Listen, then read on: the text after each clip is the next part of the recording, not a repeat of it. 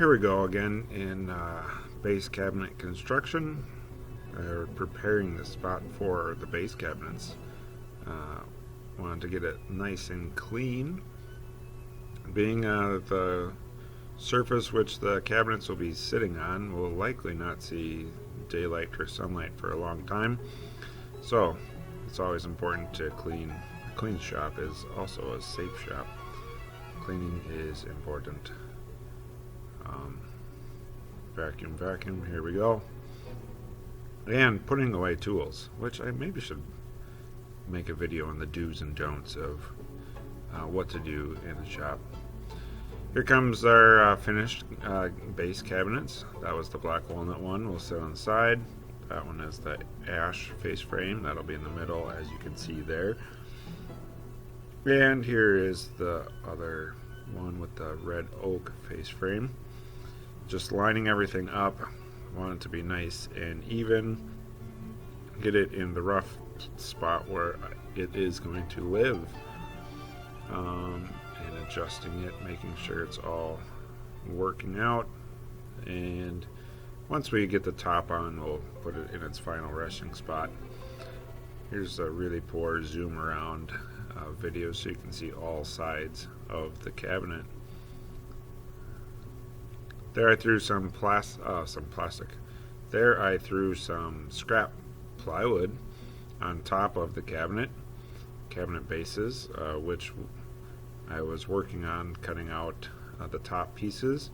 It's actually just using some leftover odds and ends in the boardroom that we just want to get out of the boardroom. So here I'm cutting it, and here comes the first official celebration because the piece did not fall onto the floor. And how good is that? And then here's the piece that I just cut off. Again, just using small odds and ends because we're doing 2 layers of plywood, making the top 1.5 inches thick, heavy duty, durable, not going to move much. And then I'm just piecing it, placing it where it's going to go, which there is a small dust collection port. That's what the notch was for. So we needed to mark and take a little bit more off because I decided I didn't want it as tight as I originally thought. I have this habit of unplugging all tools when I'm done with them, mainly because I have small children at home.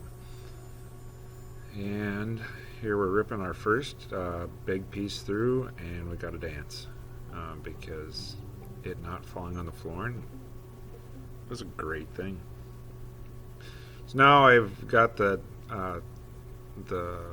top of the top is on the bottom of what I'm working on right there, and I am screwing on and gluing these leftover pieces that I just want out of the boardroom, but it's going to thicken our top. It's going to bring it up to our final working height, which is just about a 1/16 inch shorter than the top of the table saw table itself. And I'm just screwing it down, a nice pattern there to hold it in place. And just away we go, clamping them in place so they don't move. Did do a little bit of glue underneath where the miter gauge slots will be, so those won't come loose over time. And then just marking. I like all the screw patterns to be even.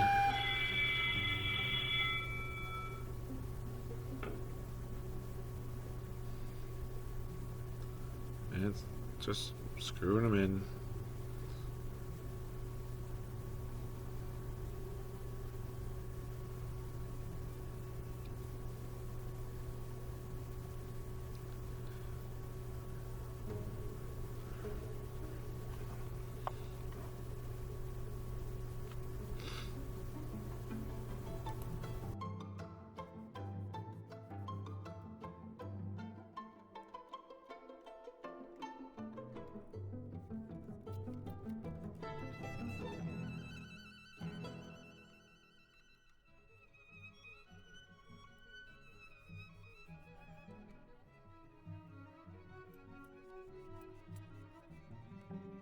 Here, just as you can see, hitting it with the sander, take off some of the burrs off the edges, and then I switch to the palm router so I can flush trim so the top layer of plywood and the bottom layer of plywood are flush. Maybe in reference to cleaning the toilet, if you watched part 2's video. Then we're going to give it a sanding again, sanding it smooth, so we got a good gluing surface on the 3 sides. Always let the sanders shut off and stop before setting them down. Don't force them to stop.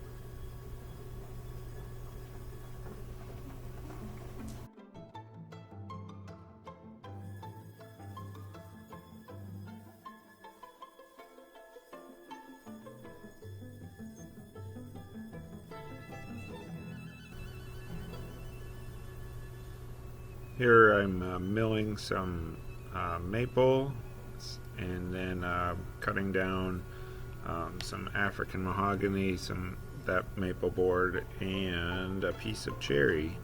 And those 3 boards are going to make up the perimeter of the top. And this is actually the first time the official top is being used. And it's just so exciting to have an outfeed table there. Putting the miters on the pieces, mitered in the corners, and we're going to make them fit. Here's our pre-sanding process to get any of the nooks and crannies that you can't get once it's all assembled. It's always good to go over it and give it a pre-sand. I don't like sanding, but it's an important step. I do wish I could work this fast at normal speed in real life. I mean, this is normal speed, right? Right. And after pre-sanding, let the sander stop. We're going to size up all the pieces and get them ready to glue. I've got clamps already set. I'm using my patent pending glue spreader. And tack it in with a couple brad nails, get some clamps on there. As I move it along, I'm getting it flush the whole way, tacking it in, and then just loading it up with clamps so it's nice and tight and that glue can cure even. Here we are taking it out of clamps. I did the one side, and now I'm going to do both end pieces, and we're going to just get everything ready. Always good to get the clamps ready before you get glue onto lumber. Pivot so we're not working on the table. I didn't want my clamps hitting the table as I was cranking, so that's why I gave it a rotation of 90 degrees. Again, getting everything ready to go before putting glue on the boards. Once again, the right-handed version of the glue spreader works best, although the left-handed version works okay. Tacking it in place here, they had a couple good bows and warps into those 2 boards because they've been sitting in the boardroom for a long time. So I just tacked them on to hold it and then put the clamps on tight, squeezed them tight, then added a few more brads just for good luck, and then loaded it up with clamps. Probably overkilled it on the clamps, but I say never too many.